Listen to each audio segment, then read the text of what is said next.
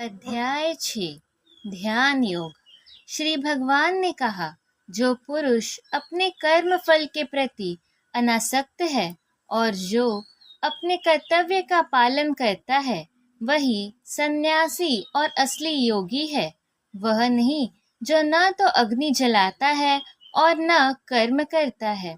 तात्पर्य: इस अध्याय में भगवान बताते हैं कि अष्टांग योग पद्धति मन तथा इंद्रियों को वश में करने का साधन है, किंतु इस कलयुग में सामान्य जनता के लिए इसे संपन्न कर पाना अत्यंत कठिन है। यद्यपि इस अध्याय में अष्टांग योग पद्धति की संस्तुति की गई है, किंतु भगवान बल देते हैं कि कर्म योग या कृष्ण भावनामृत में कर्म करना इससे श्रेष्ठ है। इस संसार में प्रत्येक मनुष्य अपने परिवार के पालनार्थ और अपनी सामग्री के रक्षार्थ कर्म करता है, किंतु कोई भी मनुष्य बिना किसी स्वार्थ, किसी व्यक्तिगत तृप्ति के, चाहे वह तृप्ति आत्म केंद्रित हो या व्यापक, कर्म नहीं करता।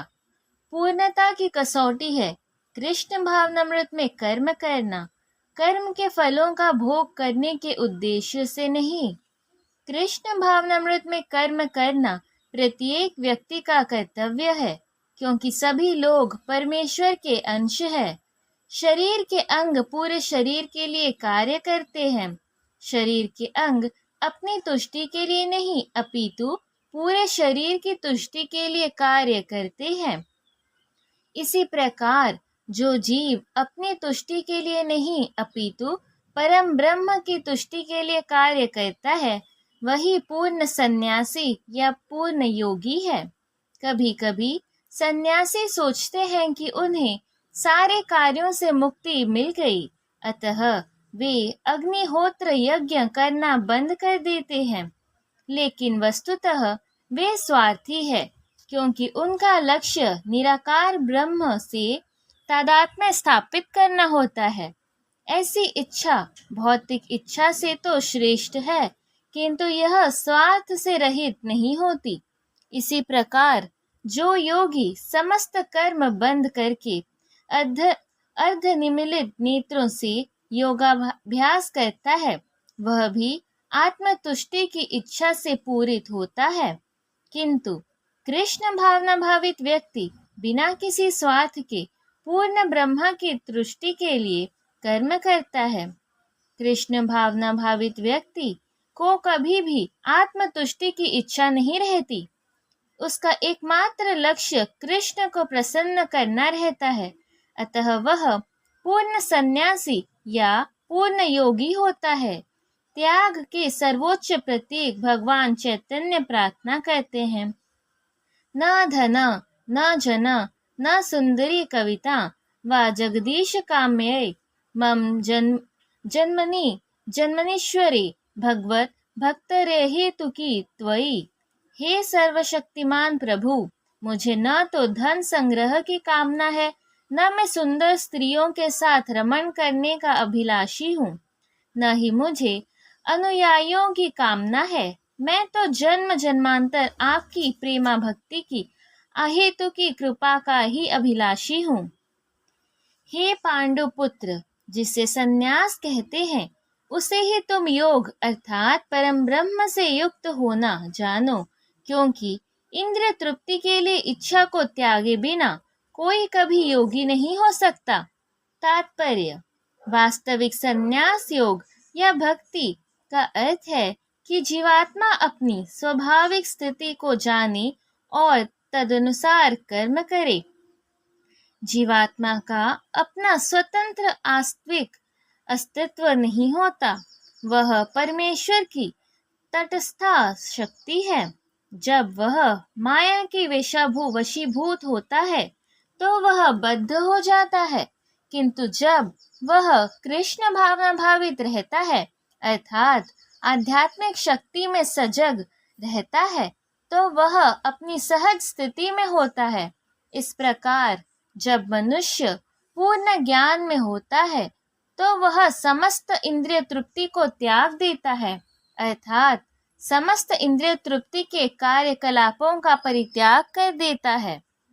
इसका अभ्यास योगी करते हैं जो इंद्रियों को भौतिक आसक्ति से रोकते हैं, किंतु कृष्ण भावना भावित व्यक्ति को तो ऐसी किसी भी वस्तु में अपनी इंद्रिय लगाने का अवसर ही नहीं मिलता जो कृष्ण के निमित्त न हो। फलतः कृष्ण भावना भावित व्यक्ति सन्यासी तथा योगी साथ साथ होता है। ज्ञान तथा इंद्रिय निग्रह योग के ये दोनों प्रयोजन कृष्ण भावनामृत द्वारा स्वतः पूरे हो जाते हैं। यदि मनुष्य स्वार्थ का त्याग नहीं कर पाता तो ज्ञान तथा योग व्यर्थ रहते हैं। जीवात्मा का मुख्य ध्येय तो समस्त प्रकार की आत्मतृप्ति को त्याग कर परमेश्वर की तुष्टि करने के लिए तैयार रहना है। कृष्ण भावना भावित व्यक्ति में किसी प्रकार की आत्मतृप्ति की इच्छा नहीं रहती। वह सदैव परमेश्वर की प्रसन्नता में लगा रहता है। अतः जिसे परमेश्वर के विषय में कुछ भी पता नहीं होता वही स्वार्थ मुक्त पूर्ति में लगा रहता है, क्योंकि कोई कभी निष्क्रिय नहीं रह सकता। कृष्ण भावनामृत का अभ्यास करने से सारे कार्य सुचारू रूप से संपन्न हो जाते हैं। अष्टांग योग के नवसाधक के लिए कर्म साधन कहलाता है और योग सिद्ध पुरुष के लिए समस्त भौतिक कार्यकलापों का परित्याग ही साधन कहा जाता है। तात्पर्य: परमेश्वर से युक्त होने की विधि योग कहलाती है। इसकी तुलना उस सीढ़ी से की जा सकती है जिससे सर्वोच्च आध्यात्मिक सिद्धि प्राप्त की जाती है। वह सीढ़ी जीव की अधम अवस्था से प्रारंभ होकर आध्यात्मिक जीवन के पूर्ण आत्म साक्षात्कार तक जाती है। विभिन्न चढ़ावों के अनुसार इस सीढ़ी के विभिन्न भाग भिन्न भिन्न नामों से जाने जाते हैं, किंतु कुल मिलाकर यह पूरी सीढ़ी योग कहलाती है और इसे 3 भागों में विभाजित किया जा सकता है: ज्ञान योग, ध्यान योग तथा भक्ति योग। सीढ़ी के प्रारंभिक भाग में योगारूढ़ अवस्था और अंतिम भाग में योगारूढ़ कहा जाता है। जहाँ तक अष्टांग योग का संबंध है, विभिन्न यम नियमों तथा आसनों, जो प्रायः शारीरिक मुद्राएं ही है, के द्वारा ध्यान से प्रविष्ट होने के लिए आरंभिक प्रयासों को सकाम कर्म माना जाता है। ऐसे कर्मों से पूर्ण मानसिक संतुलन प्राप्त होता है, जिससे इंद्रियां वश में होती है। जब मनुष्य पूर्ण ध्यान से सिद्धहस्त हो जाता है तो विचलित करने वाले समस्त मानसिक कार्य बंद हुए माने जाते हैं। किंतु कृष्ण भावना भावित व्यक्ति प्रारंभ से ही ध्यान अवस्थित रहता है, क्योंकि वह निरंतर कृष्ण का चिंतन करता है। इस प्रकार कृष्ण की सेवा में सतत व्यस्त रहने के कारण उसके सारे भौतिक कार्यकलाप बंद हुए माने जाते हैं। जब तक कोई पुरुष समस्त भौतिक इच्छाओं का त्याग करके न तो इंद्र तृप्ति के लिए कार्य करता है और न सकाम कर्मों में प्रवृत्त होता है, तो वह योगारूढ़ कहलाता है। तात्पर्य: जब मनुष्य भगवान की दिव्य प्रेमा भक्ति में पूरी तरह लगा रहता है तो वह अपने आप में प्रसन्न रहता है और इस तरह वह इंद्र तृप्ति या सकाम कर्म में प्रवृत्त नहीं होता। अन्यथा इंद्र तृप्ति में लगना ही पड़ता है, क्योंकि कर्म किए बिना कोई रह नहीं सकता। बिना कृष्ण भावनामृत के मनुष्य सदैव स्वार्थ में तत्पर रहता है, किंतु कृष्ण भावना भावित व्यक्ति कृष्ण की प्रसन्नता के लिए ही सब कुछ करता है। फलतः वह इंद्र तृप्ति से पूरी तरह विरक्त रहता है।